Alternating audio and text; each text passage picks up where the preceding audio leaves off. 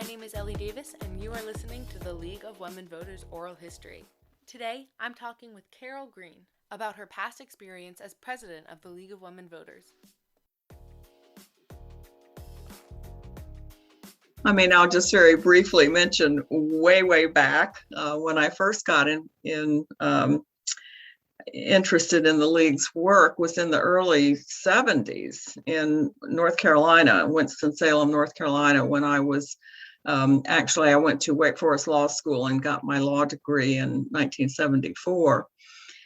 And that was the era when the newspaper still had want ads separated into women's jobs and men's jobs. So, that just kind of gives you a little bit of a picture of some of the things that were still going on at that point in time. And the League in Winston-Salem was doing a study of the local sewage system, the waste management system.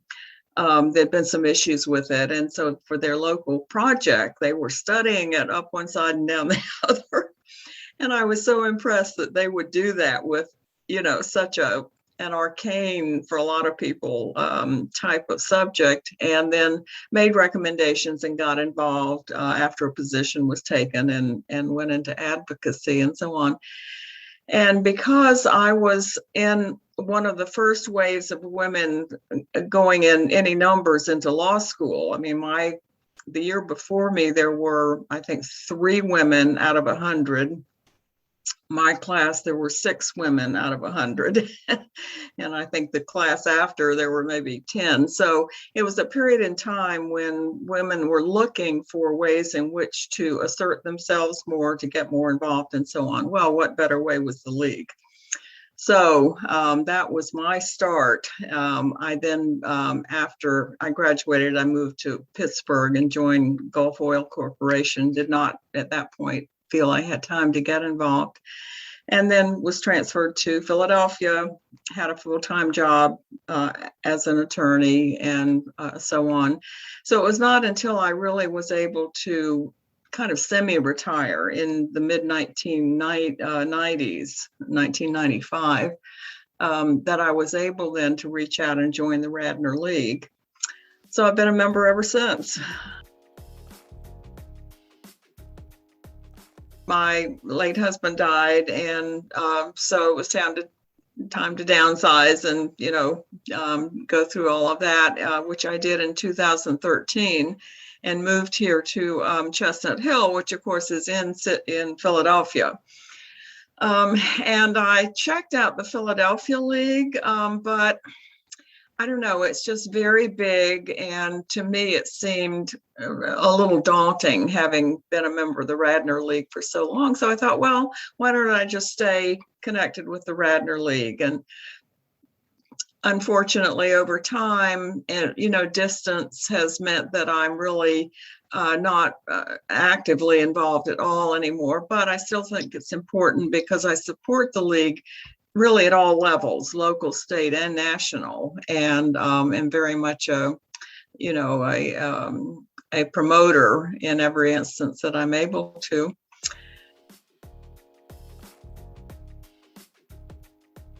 It was a wonderful way for me to get involved in the Radnor community, which I think is one of the really strong points of joining a local league.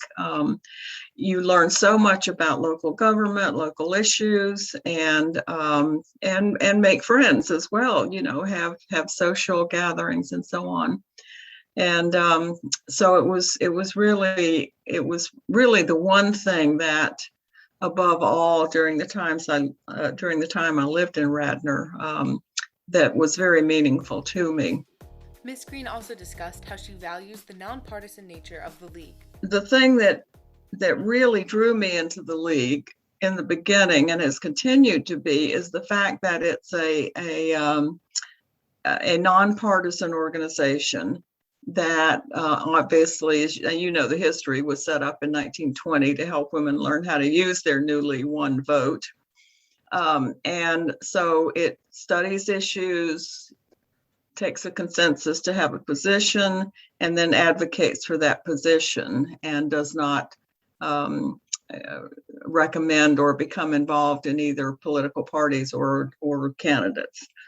And I thought there was such a need for that. And of course, as time has gone on, the need is even greater. And one of the things I'm so pleased that the League has started doing more of, and really more since I was actively involved, is aligning with other groups that have the same positions. And I'll take one example because it's probably the top of my list in terms of what the League does that I think is so very important. And that's the whole gerrymandering, type of effort that goes on every 10 years to realign districts with population. And of course, it's been abused by both sides. So it's very much a nonpartisan issue. And now the League is working with other good government groups like Fair Districts Pennsylvania, which I'm also a member of, in trying to convince the legislature that there needs to be a new and better way, a fairer way to go through this whole process, I should say. And I remember being so impressed in 2010 when, and I unfortunately, and I don't have her name in my file, but a woman came and spoke to our Radnor League. I think her first name was Rachel. Of course, it would be there, somebody there, Roberta or somebody else would remember it very well.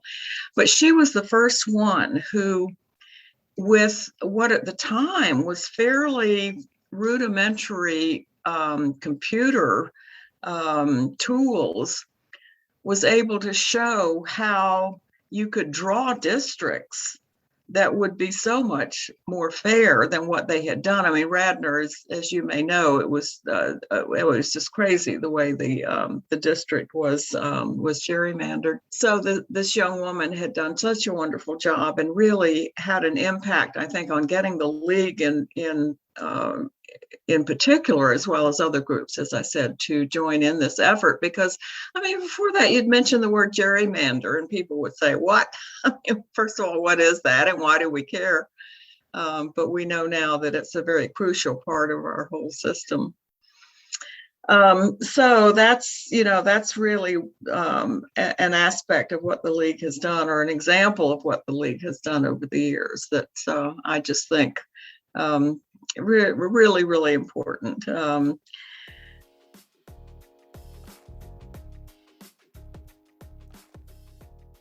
I think the League has evolved over the years into getting, in general, if you want to look at it on a political spectrum, on a more progressive end of the political spectrum, just because so many of the good government issues tend to align with change that a lot of people think are needed. That has presented, and I think it's been done in a careful way so that it has not fallen into getting into the trap of getting out of the bipartisan type of effort. But it's a struggle. I think it's a fine line, and there were times when I became during the time I was president, several times I thought, and we ended up having reminders to people, wait a minute now, you're very much in favor of this particular position, but the way we present it, the way we study it, the way we take a position, the way we advocate it for it has got to be on a non-aligned basis, or we've defeated our whole purpose. And it can be a subtle thing that needs to be reminded, needs to have reminders made to people.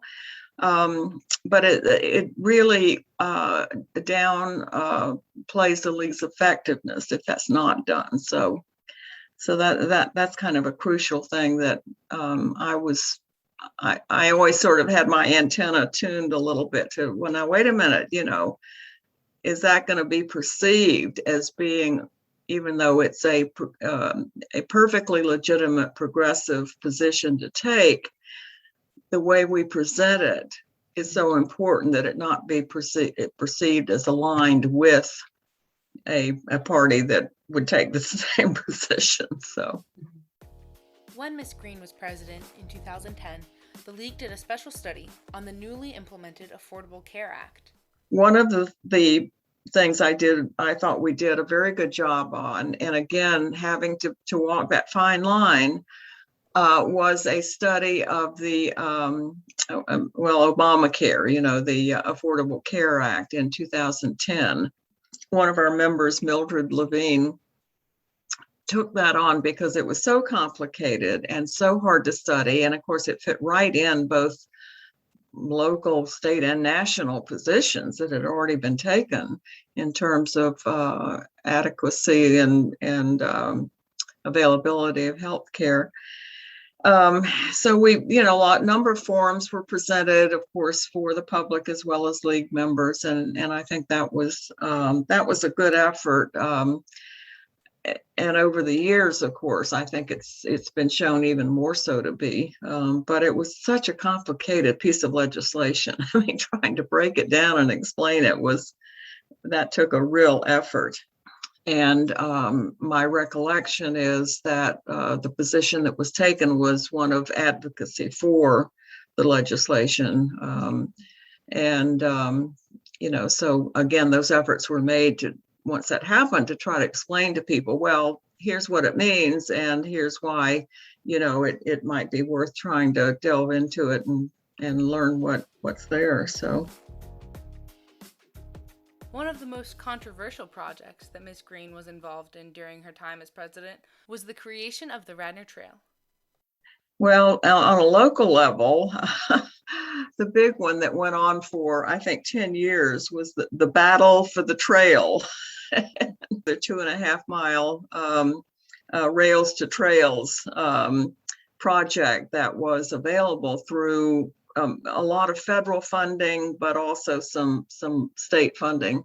And oh my goodness, the opposition to that was just really, really unbelievable. And again, there, even though that was a local issue, there was a previously taken position about, the environment and using natural resources and that sort of thing that fit under as an advocacy project, and the League was very heavily involving. And finally, after lawsuits and neighbors not wanting it in my backyard and so on, and it's turned out to be such an asset for the whole community that worth fighting for, but it was a real effort. As president, Miss Green had the idea of creating the Civic Participation Award for the holiday luncheon. So one of the things that started during my tenure as president, which was in early 2000, I think 2002 was the actual year, and I saw that in the membership book. And that is, we started the Civic Participation Award, which is given annually. And it was an effort. We had the holiday lunch every year in December, which was always very nice. And,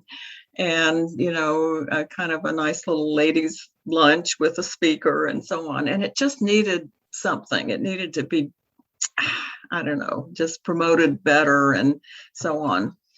And so I came up with the idea of having this award that would be given to anyone in the community, didn't have to be a League member, which would give the League more visibility, get more people in, and so on. And so that happened, as I said, in 2002. It was Mary Meeker was the first recipient, who was a longtime League member who, I don't think she ever missed a commissioners meeting, or just, an absolutely amazing person, kind of, in the vein of Roberta in terms of her dedication. So it's gone on from there. And I mean, I'm just delighted to see the number of people who are in the League now. I mean, it's grown since since I was very active in it. So I like to think maybe that helped a bit to get more interest in the community in general. Miss Green fondly remembers the annual meetings at Sue Smith's house and the soup luncheons with soup made by Betty Mackey. See, of course, Sue Smith's annual meeting at her beautiful home it's usually in the late spring, early summer, having a meeting on her big wraparound porch. I mean, that was always a social highlight as well as a working meeting to set various projects and so on going forward for the year, in terms of what the focus was going to be. And another thing, Betty Mackey, who I see is still listed as a member, once a year would I think in the early spring, would have a soup lunch where she would make 2 or 3 different, big vats of wonderful soup and have various members come over and write your representative for, whatever the issue of the day was or something that was particularly relevant to you, and socialize and have a wonderful meal. So things like that, as I said, were, I think, a very important part of the League's work.